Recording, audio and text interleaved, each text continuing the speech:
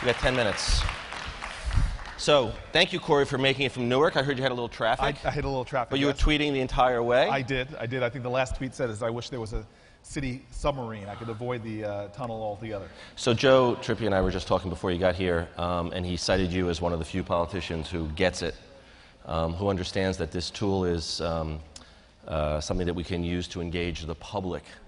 And why is it that, well, first of all, tell us a little bit about why your experience of actually being connected to so many people. Is it possible to have 1 million followers and actually be able to still do your job, make them feel connected, and get feedback from them that's meaningful to you? Right. I guess the one thing, the metaphor that made me, that didn't completely resonate, this idea of engaging the public. And I think that and I often, when I talk to politicians about, other elected officials about using Twitter, if you use it with that kind of style, now it's time to engage the public, now it's time to tell them I'm going here and going here, I don't think you really create those kind of connections that have benefited me so much. And so I think it's much more intimate than it's engaging, it's being engaged by, it's being a part of a community. It's about creating community where it didn't exist before. And so for me, it's a tool that's just one tool in a toolbox that I use every day, but it's a tool that has grown and morphed in ways I couldn't even imagine. And so I may have 1 million followers, but there's an intimacy, I think, in the way that I go about interacting with folks that is substantively enriched my life in ways that I didn't think it would. And I constantly get, from a very pragmatic way, even on the way over here, people telling me about police response time, people telling me about the practical everyday issues of running government. But then more than that, I've been able to connect with people and learn about their stories, connect with people and learn about their issues, connect with people and learn about their idiosyncrasies. And in the same sense, I've had the courage from the people that sort of pushed me into this world to share my idiosyncrasies, to share my truth in a way that has given me even more courage to live and to tell my own unique story and to infuse my essence into what I'm doing. So if anything, I feel like I'm part of a community that's helped me be a better me and be a better servant as well. So what's the challenge of getting your staff or your commissioners or any of the other people who interact with the public in Newark to be as open and accessible using social media as you are? Well, that's the criticism that I would use on myself right now, that you and I have talked about in private spaces is, so we've gathered tens of thousands of people that are following me as the mayor, but they're not following our @City of Newark. They're not following our @4311, which is like New York City's 4311 line. And we need to find a way to create an expanded culture of social media for the whole city. Because at the end of the day, one of my favorite business books is a book called Built to Last, where they use each chapter is about a value for enduring companies. And one of them is a clock builder versus time teller. Clock builders, time tellers are those leaders that you rely on to tell you the time, and then when they're gone, you're sort of at a loss. But clock builders are those people that change culture mechanisms that even when they leave, the systems still run without them. And I'm hoping that government of the future, and it's already happening in governments, small governments all over the country, is that government of the future in Newark is very much driven by social media and driven by the creation of a tighter network of community in Newark that doesn't just ask their government officials to do for them, but finds ways through that collective to do more to elevate their city as a whole.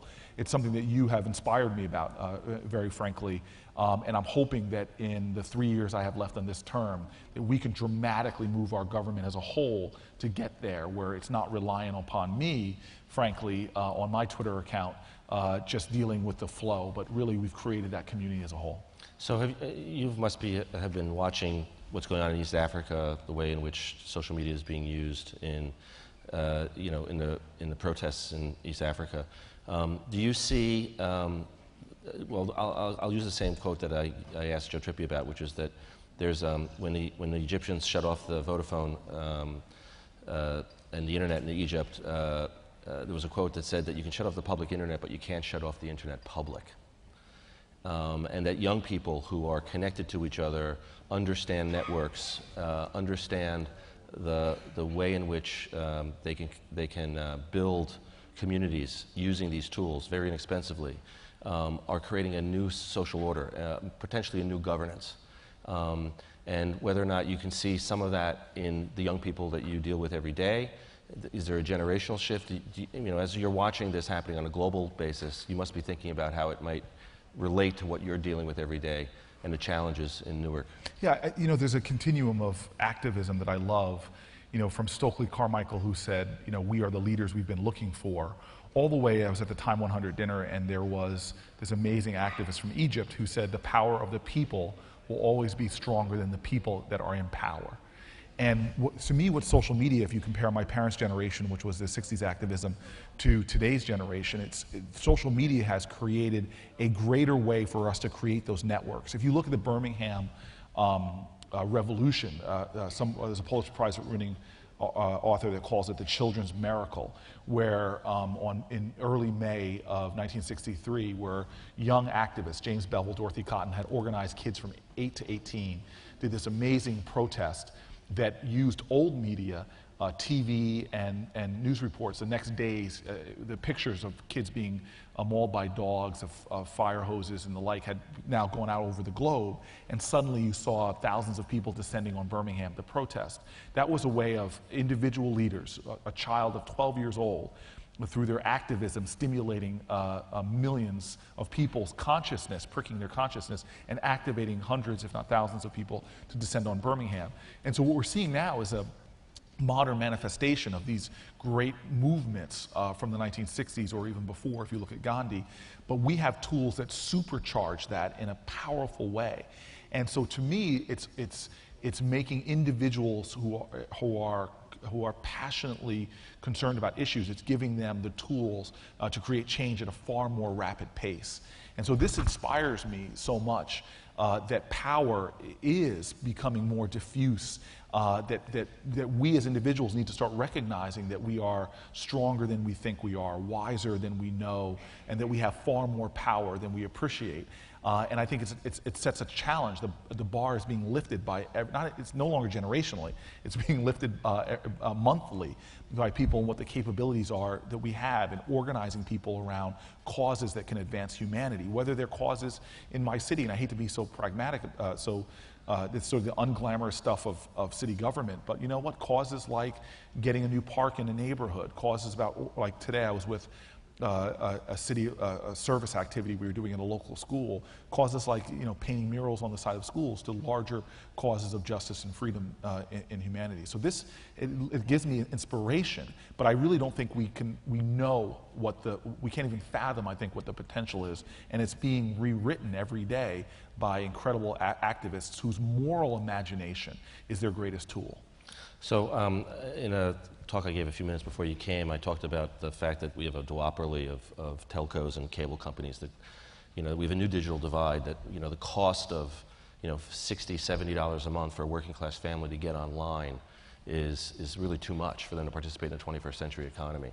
So as a political leader, using technology yourself, being empowered by technology, and looking at a city and a generation that's growing up in your city that's disconnected from the opportunities that you see, how are you thinking about making a case for getting your city connected at a reasonable cost so that everyone in Newark can participate in the 21st century economy? Well, so, the case is clear. I mean, there is savage inequalities that still exist in the United States of America that people don't appreciate, and it's threatening this democracy in ways that folks also don't appreciate. When you think of the fact that in a global knowledge-based economy, if you're holding people, if people don't have access to the development of their genius, to the cultivation of their mind, of the very soil of their soul, then you are, as a nation, gonna decline.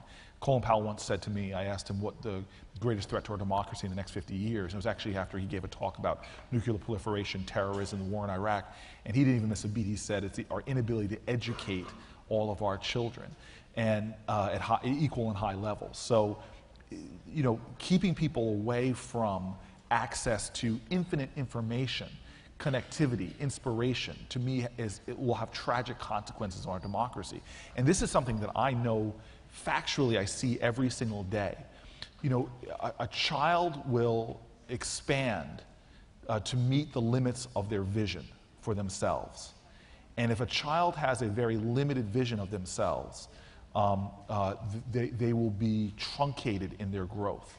But when a child's imagination is open, when they can see infinite possibilities, when they can see people that look like them, who've come from similar backgrounds from them, when they can see into new cultures and experience new ideas, that child will reach up into the world and exceed that expansive vision. And so when we cut kids off from that, it is morally repugnant to me, and it is ultimately undermining the very essence of our democracy. You know, the city of New York just recently announced that they're going to put Wi-Fi in the parks, which is great, you know, to a degree. But I'm afraid that we're going to see high school students in February and January sitting in parks doing their homework because they can't get online. We need to figure out how to bring a vision to this issue of inequality so that the kids, as you say, can break the chains of social and economic inequity because they can actually see a path beyond their current circumstances. Right. You know, I just gave a speech to a university called Capella University, and it's an online university. They are students that have high risk factors, as the DOJ says, single parents, independent people, people who are working full-time jobs, but most of their programs are graduate programs. And to see, and I think this is like the Oscars. I know, yeah, it's about the Oscars, but keep going. We'll do another 30 seconds here. Okay, but what was amazing to me was to hear some of the stories of people taking their laptops to Starbucks to try to get online to do their classes before they get up, before the sun rises and they have to go to their job or whatever the example is. So it just shows me that connectivity is so critical, and education, all the frontiers of America are going to be very technology dependent. So I'm going to actually ask the audience quickly to just help us, help Cory. Can you imagine if in the next 3 years Newark became the most wired urban city in the United States, so we connect the vision? Not only to give those kids an opportunity, but to be able to showcase what a connected, engaged politician who believes in technology's ability to create a better democracy really looks like. Let's help Cory Booker make that vision happen in Newark. Thank you. Thank you very much. Thank you. Thank you.